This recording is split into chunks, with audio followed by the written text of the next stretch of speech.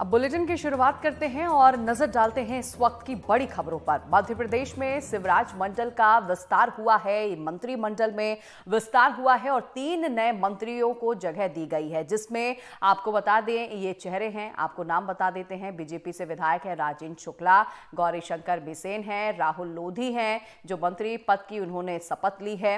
वहीं बीजेपी ने इस मंत्रिमंडल विस्तार से 45 दिन के मंत्रियों के सहारे विंध्य, महाकौशल और बुंदेलखंड की 94 सीटों को साधने की कवायद तेज कर दी है। वहीं इसके अलावा जातिगत और क्षेत्रीय संतुलन पर भी पार्टी का पूरा फोकस है। देखिए आपको जानकारी दे दें, महाकौशल में विधानसभा के 38 सीटें हैं, इनमें से बीजेपी के पास केवल 13 सीट है। वहीं विंध्य की बात करें तो विंध्य में कुल 30 सीटें हैं और यहां बीजेपी के पास 24 सीटें हैं।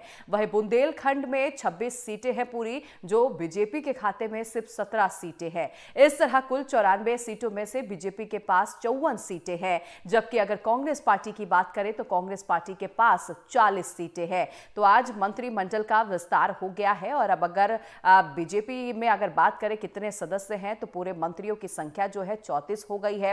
हालांकि 4 सीट जो है वो रिक्त थी, 4 सीटों पर मंत्रिमंडल में परिवर्तन होना था, मंत्रिमंडल में विस्तार होना था, लेकिन 3 नामों पर आज मुहर लग गई है और ये 3 नाम आपके टीवी स्क्रीन पर आपको हम दिखा रहे हैं और इन्होंने मंत्री पद की शपथ भी ले ली है। और यही वजह है कि हर वर्ग को साधने की कोशिश जो है बीजेपी की तरफ से की जा रही है। ब्राह्मण चेहरा भी इसमें शामिल किया गया है, ओबीसी वर्ग को भी साधने की पूरी कोशिश की गई है। तो ये तस्वीरें हम आपको उसी दौरान के दिखा रहे हैं जब ये विधायकों ने मंत्री पद की शपथ ली है।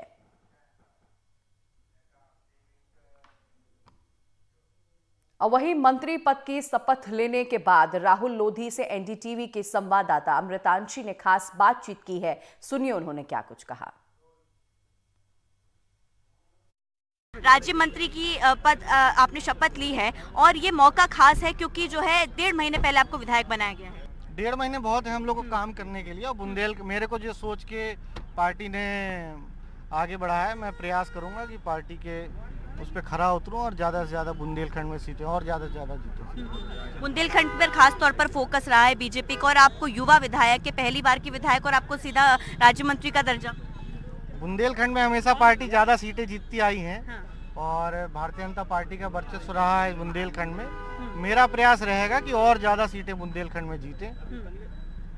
उमा भारती का लगातार ऐसा कहा जा रहा था, उमा भारती को मनाने के लिए जो है राहुल लोधी को लाया गया है क्योंकि भतीजे हैं। लंबे समय से उमा भारती भी कहती आ रही हैं कि प्रतिनिधित्व नहीं है लोधी समाज से कैबिनेट में। पार्टी ने कुछ सोच समझ के ही इतना डिसीजन लिया होगा और पार्टी ने जो सोचा है उस पे हम लोग आगे काम करेंगे और पूरी ताकत के साथ काम करेंगे। बिल्कुल, देखिए राहुल सिंह लोधी से हमने यहाँ पर बात की, राहुल भैया जब उनसे बात की गई और जब उनसे सवाल किया गया कि उमा भारती नाराज थी लंबे समय से, तो एक हल्की सी मुस्कुराहट उनके चेहरे पर थी जो कि बता रही थी कहीं ना कहीं कि शायद संगठन ने जो फैसला लिया है वो उमा भारती को ध्यान में रखते हुए लिया है। लेकिन देखिए राहुल सिंह लोधी है, चेहरे पर मुस्कुराहट थी क्योंकि नए नए मंत्री बनी है। जब पहली बार के विधायक को जो सीधा राज्य मंत्री का दर्जा दे दिया जाए, भले ही वो 1.5 महीने के लिए हो, तो कहीं ना कहीं देखिए खुशी तो होती ही है, समर्थकों में जोश है। बुंदेलखंड पर यहाँ पर जो है बड़ी जीत हासिल करने का दावा करते हुए गए हैं। तो ये देखना होगा कि फिलहाल राहुल लोधी जो है वो अभी कितना जो है हम कह सकते हैं सफल हो पाते हैं अपने इस मंत्री पद के पूरे दौरान और क्या कुछ उनको पद दिया जाता है, क्योंकि सिर्फ 1.5 महीने का समय है तो कामकाज जो है वो काफ़ी जल्दी और काफ़ी तेज़ी से राहुल लोधी को करना होगा। लेकिन कहीं ना कहीं बीजेपी मंत्रिमंडल विस्तार ये जो पूरा हुआ है एक ये बड़ा फैसला और चुनाव के पहले एक बड़ा मास्टर स्ट्रोक बीजेपी के विशेषज्ञों द्वारा माना जा रहा है। तो अभी आपने सुना राहुल लोधी से हमारे सहयोगी अमृतांशी ने बातचीत किया। उस दौरान उन्होंने कहा कि 40 दिन हमारे लिए काफ़ी हैं, इस दौरान हम सारे काम करेंगे जो पार्टी हमें कहेगी। फिलहाल अब आपको ग्राफिक्स के जरिए बताते हैं जो आज 3 बड़े नाम जो है आज जो मंत्रिमंडल में शामिल हो गए हैं। इन 3 विधायकों के बारे में बताएंगे कि आखिरकार इनका प्रोफाइल क्या है और कितना दमखम रखते हैं, कितना दबदबा है इनका इनके क्षेत्र में। चलिए बताते हैं। गौरीशंकर बिसेन की अगर बात करें तो देखिए बालाघाट से विधायक हैं। महाकौशल का सबसे मजबूत चेहरा गौरीशंकर बिसेन माना जाते हैं। 7 बार से ये लगातार विधायकी जीत रहे हैं, विधायक हैं। वहीं 1985 और 1990, 1993 और 2003 में भी ये विधायक बने हैं। वहीं विधानसभा की कई समितियों के ये सदस्य भी रह चुके हैं और सभापति भी ये रह चुके हैं। तो ये खासियत है। आप बता रहे हैं गौरीशंकर बिसेन कौन है और कब कब ये विधायक रहे हैं। चलिए और जानकारी देते हैं। 1998 और 2004 में लोकसभा के सदस्य निर्वाचित हुए थे। वहीं 2008 में विधानसभा के ये सदस्य भी बने थे।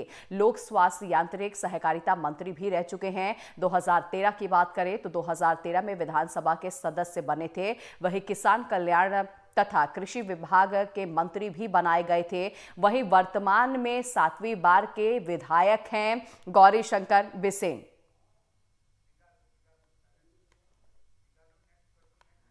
तो आपको देखिए ग्राफिक्स के जरिए बता रहे हैं कि क्या खासियत है, कितने बार मंत्री रहे हैं, क्योंकि आज मंत्रिमंडल का विस्तार हुआ है और ये 3 चेहरे जो आपके टीवी स्क्रीन पर हम आपको दिखा रहे हैं, इन तीनों चेहरों को आज अपने मंत्रिमंडल में सीएम ने शामिल किया है।